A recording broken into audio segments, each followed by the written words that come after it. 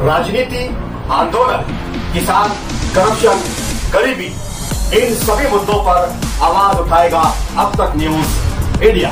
सत्ता के आगे जब भी सवाल कमजोर पड़ने लग जाए तो सवाल उठाने पड़ते हैं।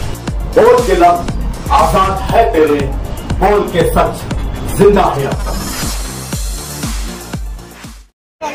मुसलमानों को अपने हुकूक के हवाले में और वो जो संवैधानिक उसके जो राइट्स हैं उसे वो समझ चुका है। लेकिन खासतौर से जो पूरे भारतवर्ष के अंदर जो अहम मुद्दे हैं, जो गरीबों के, जो मैंने इससे पहले बताए, वो मुद्दे एक तरफ आ चुके हैं। उन मुद्दों पर कोई बातचीत नहीं है, कोई उस पर तवज्जो नहीं। तो इन हालात में हाजरात में बताया एक हालात है, वही में खास तौर पर हमारी माँ बहनों से मौलाना जरा सा दबिए, अपने ही लोग हैं। तो आपकी जिम्मेदारी, एक मिनट सॉरी, वो जिम्मेदारी सब अपने ही लोग हैं भाई, पीछे हो जाओ, मर्दों से कहीं ज्यादा नहीं पीछे हो है। जाओ खाली बस, किसी को बोलने की जरूरत नहीं है, सब पीछे हो जाओ, सिर्फ हमारे यहाँ ये कहते हैं पीछे हो भाई, अरे भाई पीछे हो जाओ, अपने ही लोग हैं, सब पीछे हो एक बच्ची, जाओ। एक माँ जो हमारे इस्लाम की जो अहम किरदार अदा करती है, वो एक घर नहीं दो घर को सुधारती है। वो अपने निकाह के पहले भी वो इज्जत है, वो आबरू है, और निकाह के बाद भी वो इज्जत और वो आबरू है। मामला का मुद्दा नहीं है, ईमान का मुद्दा है। और आगे बढ़कर हमारे आलिम दीन, हमारे बुजुर्ग दामद बरकातुहू आगे आए और सदर मोहतरम जनरल सेक्रेटरी साहब और बोर्ड के अराकीन ये अहद किया कि जब और मेरी माँ बहन बेटियों को आज इसलिए बुलाया गया है कि देखिए पूरे हिंदुस्तान से अकादरीन आपके शहर में आ रहे हैं, लेकिन मैं मुबारक आपको कि जरा देखिए उन्होंने कितना बड़ा दिल किया है।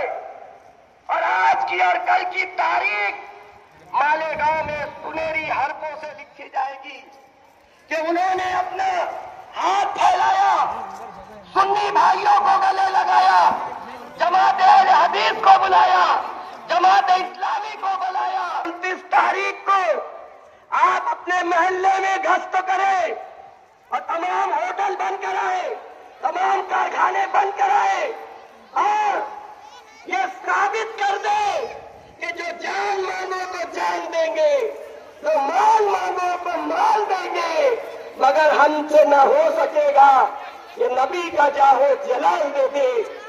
बातिल से दबने वाले ऐ आसमान नहीं हम 100 बार कर चुका है, तो हम पे इम्तिहान हमारे सब्र का इम्तिहान मत लो। मेरी माँ बहन, मालेगांव हाई स्कूल भेजने की जवाबदारी आपकी है।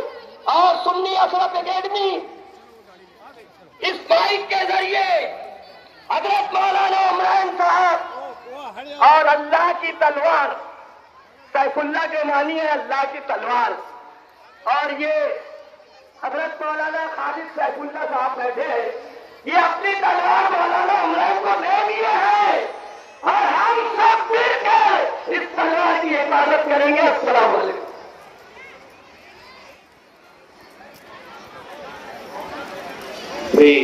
इस वक्त जो मजमा है वो गैर मामूली है। ख़वातीन मुसलसल आ रही हैं और दूर दूर से ये खबरें हैं कि रास्ते ब्लॉक होते जा रहे हैं।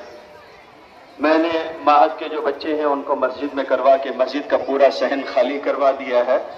मस्जिद का जो खारजी हिस्सा है सहन का, ख़वातीन के लिए पूरा खाली करवा दिया गया और वो बैठने के लिए बिल्कुल साफ सुथरा फर्श का ठंडा हिस्सा है। मैं ख़वातीन से दरख्वास्त करता हूँ फौरन वहां मुंतकिल हो जाएं ताकि जो बाकी अगर ऐलान है एक बच्ची हमारी फेलिस्ट में है। मैं बहुत ही अदब और एहतराम के साथ जनाब शकील साहब जो राजस्थान से हैं उन्हें दावत दूंगा कि वो आने और अपने जनाब पर ख्यालात से हम सामने को मुस्तकिल करवाएं।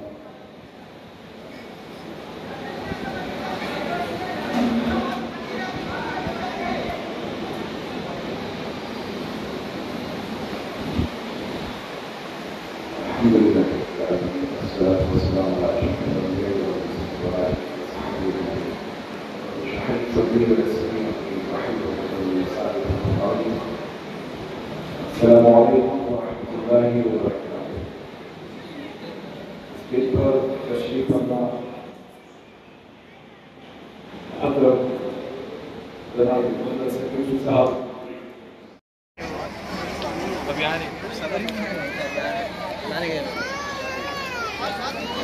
मुजद्दिदी अहमद मुजद्दिदी साहब दामद बरकातहू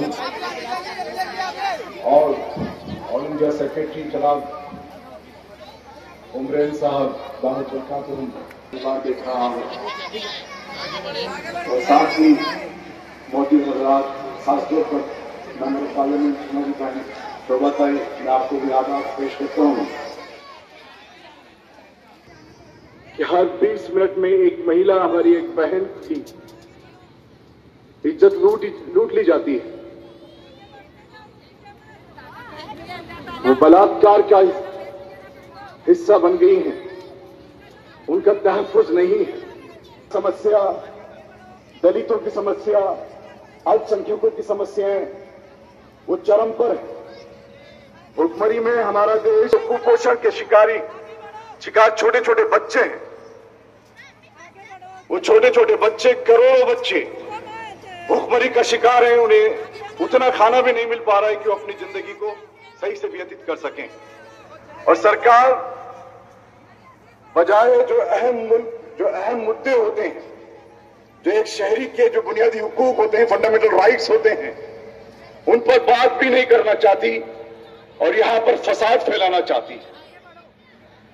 और ये फसाद इस हद तक फैलाया है कि यहां पर सिर्फ और सिर्फ इंडिया में मुसलमानों के अलावा कोई मुद्दा ही नहीं है।